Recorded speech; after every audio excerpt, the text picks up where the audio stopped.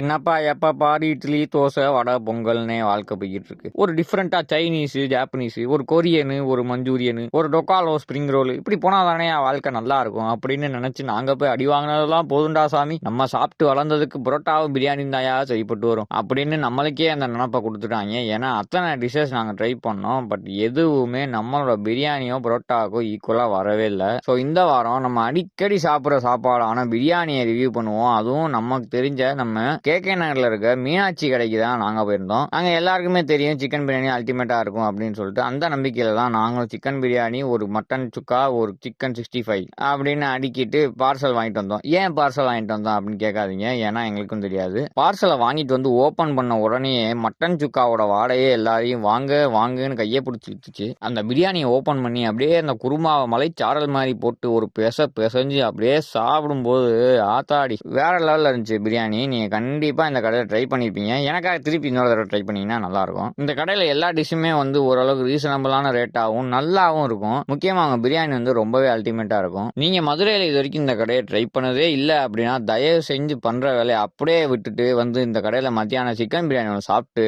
சந்தோஷமா திருப்பி வேலையை ஆரம்பிங்கன்னு தான் என்னோட சஜஷன். எப்படி இருக்கு அப்படின்ற உங்க ஃபீட்பேக்கை இந்த வீடியோட கமெண்ட்ல சொல்லுங்க. அடுத்த வீடியோல நான் உங்களை சந்திக்கிறேன். இதே மாதிரி அடுத்த ஃபுட் vlogல ஒரு அண்டர் ரேட்டட் கடையோட மீட் பண்ணுவோம். டாடா.